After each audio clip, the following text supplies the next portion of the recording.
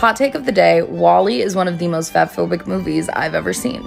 Because the movie's entire premise hinges on the fact that the worst thing to come out of capitalism is that it made us all fat. They make this out to be a dystopia.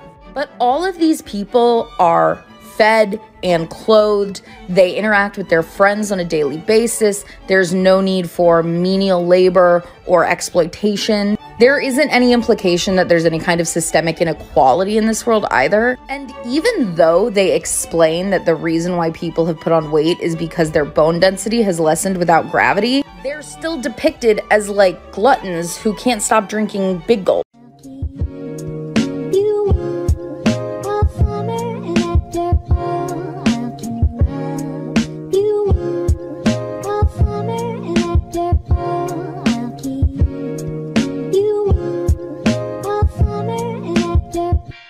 Hi everyone, and welcome back to yet another video where we dissect ridiculous arguments made by fat activists.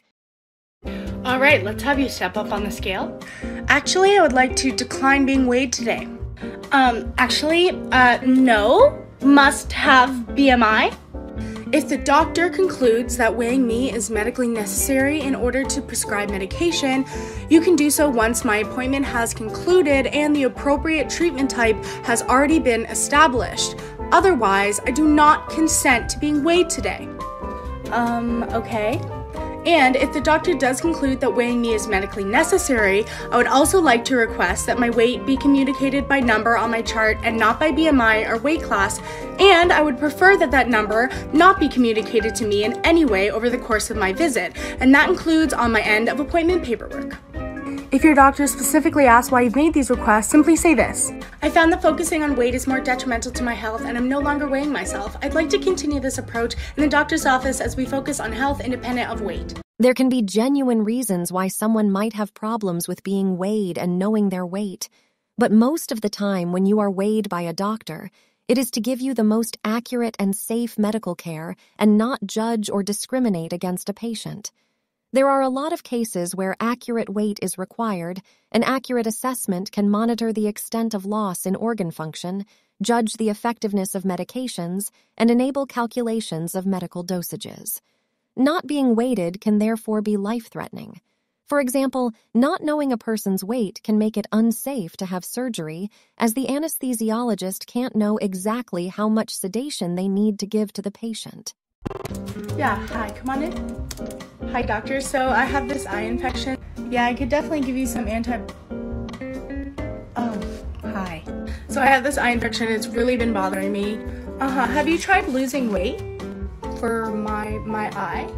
Yeah, so actually here on your chart, your BMI, it says you're obese. So have you tried losing weight?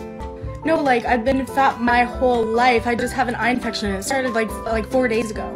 So I have a whole bunch of weight loss pamphlets for you. No, my eye just really hurts. See, it appears I can't hear you because your BMI says you're obese. See, my eye, I just need some eye drops or some antibiotics. You said, see, weight loss. Weight loss is the answer. I can't see. And I don't like looking at you, so lose some weight. Medical bias exists, but I don't think there has ever been a doctor who didn't let the patient complete a sentence about their eye problem and then blamed it on their weight. In many cases, such as knee pain, back pain, one's weight plays a big factor, and the doctor will therefore mention it because it is relevant. To be honest, I don't think that this conversation happened because what medical professional would do that? I feel like this is the point of view that many of the people in this community have, where medical professionals are these evil human beings who want to blame every problem in a fat person's life on their weight and BMI. But that is just not true. What a beautiful day. A beautiful day to remember that diet culture and the thin ideal are rooted in racism and patriarchy. So the next time you feel bad about your body and you think maybe the solution is to try to lose some weight, ask yourself, who profits off of me feeling this way?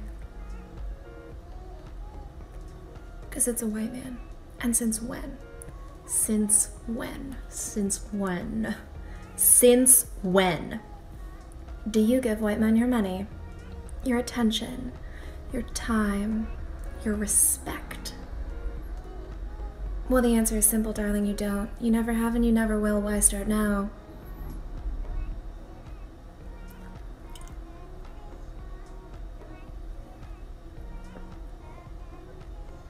I am amazed at how people always talk about how diet culture is profiting off of people losing weight, but never mention fast food or just other unhealthy food industries. Guess what big fast food chains are also owned by old white men, so by your logic, you are still giving your hard-earned money to them. I can't believe how much the anti-diet culture movement focuses on the diet industry without acknowledging the other. And you can lose weight for yourself. And you can do it without signing up for some ridiculous, overpriced diets? There are so many resources on YouTube, blogs, Instagram, and other places on the internet.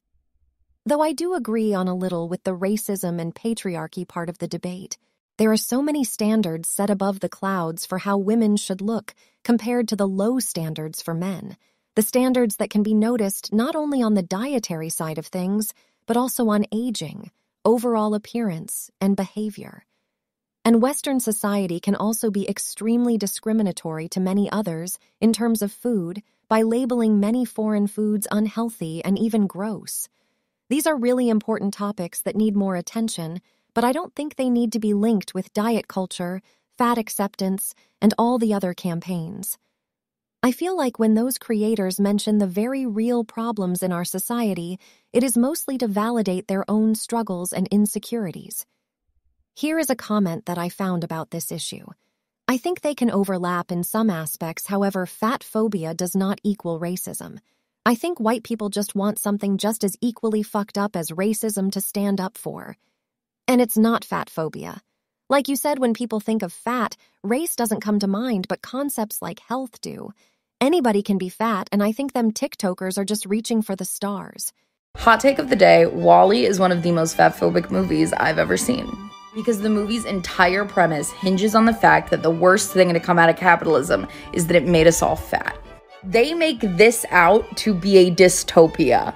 But all of these people are fed and clothed. They interact with their friends on a daily basis. There's no need for menial labor or exploitation. There isn't any implication that there's any kind of systemic inequality in this world either. And even though they explain that the reason why people have put on weight is because their bone density has lessened without gravity, they're still depicted as like gluttons who can't stop drinking Big Gulp. What?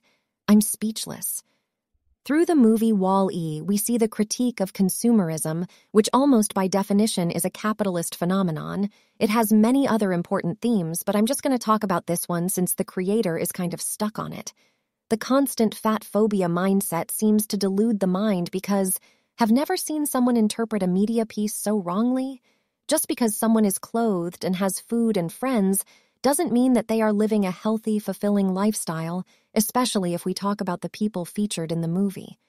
To me, they often seem like lifeless robots just doing the most comfortable thing, which is nothing.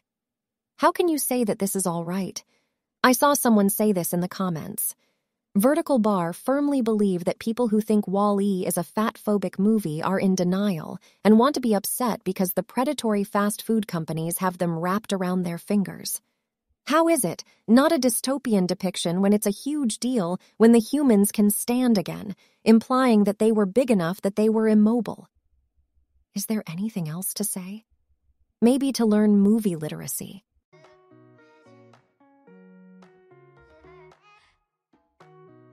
Videos like this one show just how trapped food can make you. You eat because you don't feel good, gain weight, then feel bad, and eat again.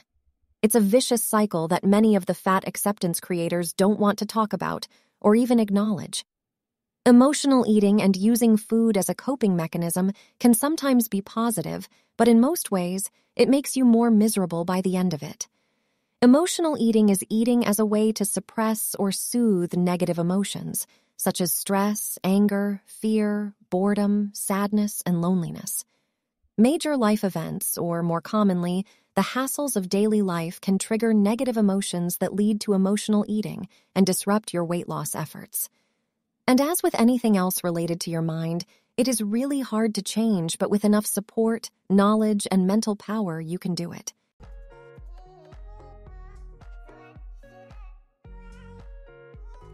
And we're back at it again. Working equals fat phobia? Working on yourself for your benefit is now somehow the same as having a prejudice against fat people. Most of the time, people do it for themselves, and even if it's for the aesthetic, who cares? As long as someone isn't forcing you to do the same thing just for the sake of it, leave them alone. Vertical bar guarantee that most people that feel offended about other people working out have nothing better to do in their life. It is the same as saying that walking, talking, and I don't know what else is ableist because some people can't do it.